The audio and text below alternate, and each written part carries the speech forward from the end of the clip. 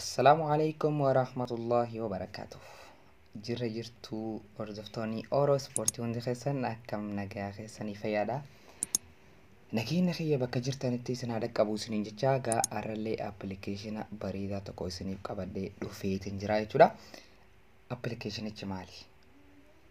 Yoo jettan appilikeeshinichi akkam goonee viidiyoo karaa muuziqaatti jijjiiruu dandeenya. Muuziqaa tokko audio fedhe haa ta'u raayyaa waan fedhe haa ta'u jidduu isaatiin hanga feene haga xirriidha akkamitti baafachuu dandeenya. Akkasuma sirba lama walirratti hiinee akka wajjin taphatu godhuu akkamitti dandeenya. Wantoota adda addaa hedduu appilikeeshinni kun habbaa tokkicha ta'ee wanta kana hunda ofirratti hojjetuu danda'a jechuudha. Appilikeeshinoota baay'ee jira. Appilikeeshinoonni fakkeenyaaf viidiyoo karaa muuziqaa kan deebisuu danda'u appilikeeshinni tokko ni jira. Akkasuma sirba bakka feete appilikeeshina sirba irraa muruu danda'u kan biraatu jira. Appilikeeshinoonni hedduu jira gosa gosaati. Inni garuu kana hunda ofirratti qaba. Waan hedduu godhuu danda'a jechuudha. Sagalee waraabde silkeen teessirratti sagalee waraabamte akkamitti karaa MP3tti qayyaruu dandeenya akka jiru akkasuma waa hedduu ofirraa qaba appilikeeshinichi. Egaa yeroo jalqabaatiif warroonni YouTube chaanaalee kanatti dhuftan baga nagaan dhuftanii. Egaa YouTube chaanaalee kana Oromoo Ispoortii kana subscribe godhuudhaan barumsa babbareedaa akka irraa barataniin isiniin jechuu barumsa babbareedaa asirratti kennamaa jira. Namoota akka hordoftanii irraa baratanii isiniin jaa. Akkamitti irraa baratuu dandeessanii barumsa kun akka yeroo takka illee isin dabare akka daftanii agartaniif barreeffama subscribe jiru diimaa kana yeroo takka akkatti irratti cuqaaftanii san booda akka yeroo viidiyoo dalage dafee isin dhaqqabuuf mallattoo bilbilaa tana yeroo takka irratti tuqxanii jechuudha. San booda viidiyoon dalagee dafeet akka miiseejitti isiniif seenaa jechuudha. Bantanii irraa baratuu dandeessanii. Egaa appilikeeshinichi maal yoo ta'an appilikeeshinichi akkuma ilaaltanii agartan Best MP3 editor jira ja'a. Eessaa daawwachuu godhannaa akkamitti itti fayyadamnaa isa jiruun isin agarsiisa. Turtiin keessan ammallee nu faana ta'uu isin jira.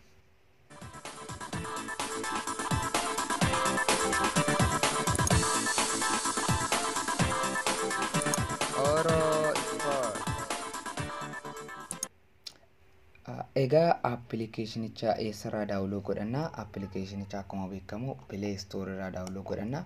Play Store keessan deemtanii as bakka barreeffamaa kanarratti maal jettanii barreessanii asirratti jechuudha. Best MP3 editor jettanii barreessanii jechuudha. Best MP3 editor hojjettanii barreessan inni nu bifa sanaan isiniif fidaa jechuudha. Kunoo isa kana gaa'e isa kanarratti ni tuqattanii appilikeeshinichi bifa tanaa fakkaata. Daawwachuu godheetiin qaba waan ta'eef install gootanii jechuudha. Isin hundinuu appilikeeshinichi illee hedduu takka appilikeeshina bareedaadha. Kunoo akkuma ilaaltanii agartan star 4.4 urjii qaba.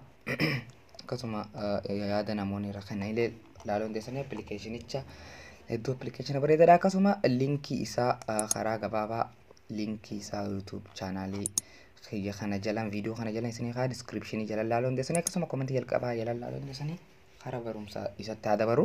Appilikeeshinichi isa kana ni aabanu kan fakkaata. Egaa guseentan permission yeroo duraatiif allow ka godhu qabdu si gaafata. Okay taanee guseentee waan yeroo jalqabaa godhee jiruu fi okay naan hunoo bifa tanaan si fida. Wantoota kana hunda dalaguu danda'a jechuudha appilikeeshinichi kun. Cut godhuu danda'a, mix godhuu danda'a, merge godhuu danda'a. Convert jechuun appilikeeshinoota sagaloota adda addaa taasisan silkii irratti waraabdee karaa MP3 qayyaruu. Gosoota hedduu ofirraa qaba kan audio taphachiisu. Kana hundatti qayyaruu danda'a jechuudha. Audio gosa gosaa fuudhee MP3 deebisuu danda'a. Sagalee mute godhuu danda'a. Split akkasumas speed reverse yaa video to audio jaa video karaa audio wardeeffatu feetan isa kanaan seentanii muruu feetan isa kanaan seentanii jechuun karaa hanga feete jidduu murattee xirrii qofa godhatu warri feetan asiin seentanii warri muuziqaa lama walirratti bakka takka sagaleedhaan taphatu akkana godhuu dandeessanii. Fakkeenyaaf mee godhee isin agarsiisu.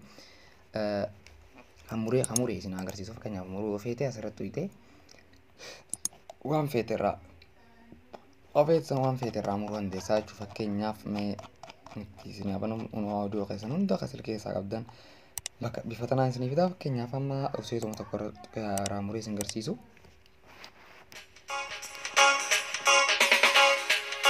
Bifa tanaan taphataa jechuudha. Haga inni wanni deemu kana eeganiitu jechuudha.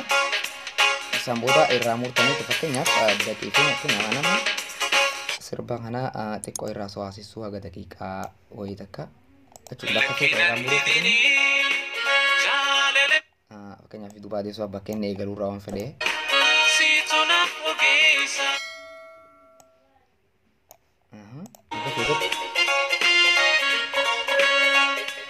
Asirraa haa eegalu fakkeenyaaf amma asirraa eegale maal goota isarratti sakandii 38 fiddaa jechuudha asiin qabdee sakandii 38 irratti jechuudha sakandii 38 hagas ta'eef fiddee booda asirraa ho'asoo haga sakandii meeqaa godhuu qabda kan jiru irraa asoo bakka feetetti jechuudha haga feete san muruu dandeessa fakkeenyaaf amma hagana haa muruu meen sakandii 38 irraa haga sakandii fakkeenyaaf haga daqiiqaa takka haa muruu bifa tanaan walitti irraa murtanii san booda maal goota kaata hajoo kana gootaa jechuudha. Add fade in and fade out to start and into the output audio hajoo kana yoo irratti to'ite isa kana irratti sirba kun sagalee xiqqoon akka gudura eegalu sagalee xiqqoon eegala hogguu fixu sagalee gabaabsee xiqqoon fixaa jechuudha.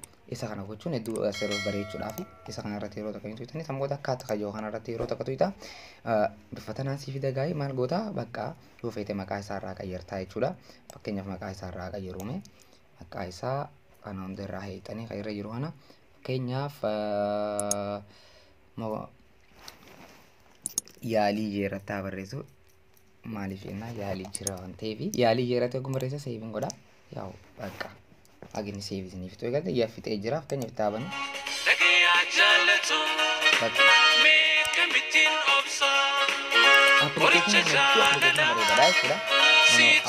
bifa tanaan murattaa jechuudha. Egaa if duuba deebtaa san booda kanas akkasitti goota akkasuma mix jechuun sirboota lama walirratti jechuudha. Dhiifamaa beeksisa fa'aa irra dhufaaf duuba irraa deebitaa kana kana sirboota gosa fakkeenyaaf bifa isin haa fidu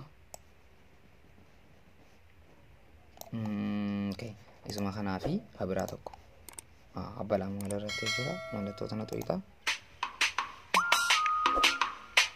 Lechuun qabataa jechuudha katakaa.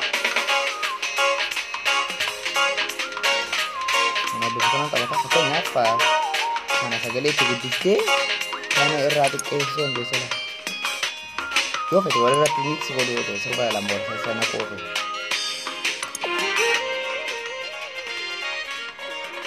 Sirba boqotuus akkaanitti sirboota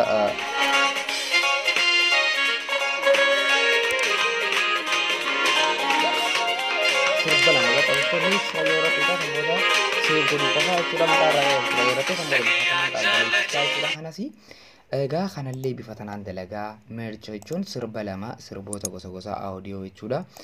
Goota audio gosa lama akkana goota goota ammallee itti xuuyitaa jechuudha. Hanga feete sirba jechuudha sirba hedduu sirboota tokko sirboota dila bakka takkatti akka MP3 tokko qofatti deebistee sirba dila fir takkatti deebisuu ni dandeessa jechuudha. Kan hanga feete irratti goote san booda marji kajoo irratti goote san booda maal goota seef qofa goota jechuudha maqaa feetetti godhatteeti jechuudha. Ani amma godhuu waan hin barbaanneef isin garsiisu jira jechuudha. Bifa tanaan ni goota cut goota mix no merge goota convert illee audio sagalee faadhaan kan waraabame karaa audio satu kan amma MP3 da MP3 kana convert godhuu dandeessa jechuudha. Convert bifa tanaan godhuu dandeessa. MP4 AAC WAV bifa tanaan kan yeroo dandeessa jechuudha. Baay'inaan amma sagaleen silkii keessan irratti hoggaa waraabdan sagalee qofa waraabbii bifa isa kana waraabaa jechuudha. Isa kana seentanii fudhattanii MP3 irratti deebistanii jechuudha. Egaa isin agarsiisu jira waan ta'eef bifa tanaan fayyadamtanii appilikeeshiniin kun iddoo appilikeeshina bareedaadha. Egaa viidiyoolee hunoo bifa tanaan viidiyoo keessan guutuu guutuu irratti hojjete viidiyoo siif fida. Viidiyoo keessan keessa seentanii jechuudha. Viidiyoo feetan karaa sagaleetti deebisuu ni dandeessaniin isiniin ja'a jechuudha. Hedduu appilikeeshina kun hedduu takka appilikeeshina bareedaadha. Akka ilaaltanii irraa fayyadamtan gaa abdiin qabaa jechuudha. Fakkeenyaaf Video tokko mee haa godhee isin agarsiisu. Video haa godhu.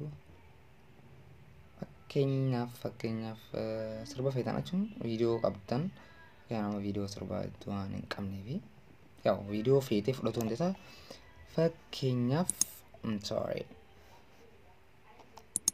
nifama sirbiyan yaa hin qabu waan ta'eefi yaa kafeetan fakkeenyaaf amma isa kana fudhadhu.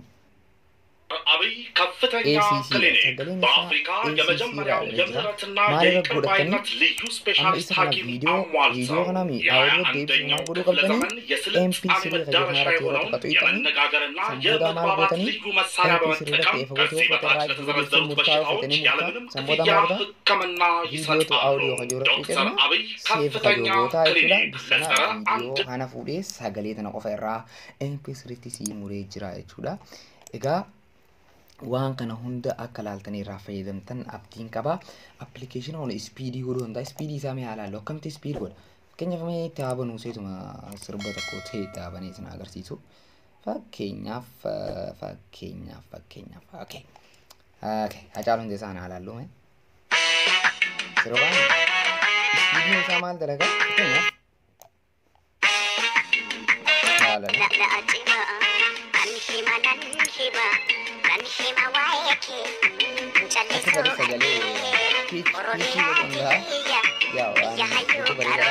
Application tokkicha kuni kan hunda ifirra qaba. Egaa application kana keeraa baratan abdiin qaba. Egaa warroonni YouTube kana ilaalaa jirtan gara subscribe godhuudhaan like gochuu hin irraanfatinaadha. Like gochuun keessa maal jennaan naaw na jajjabeessanii akka viidiyoo babbareedaa application babbareedaa qabadhee isin dhufee isin barsiisuu na godhaa waan ta'eef yaadara like akkasuma subscribe gochuun dagatinaadha. Egaa kan hanga ammaa isinii wajjin ture an Ifaa Aminii Oromoo Ispoortii irraa waan na wajjin turtaniif galatoomaadha. Hangam viidiyoo biraa qabadhee walitti deebinutti nagayaan naaf turaan isiniin jedha. Assalaamu alaykum warahmatullaahi wabarakaatuh.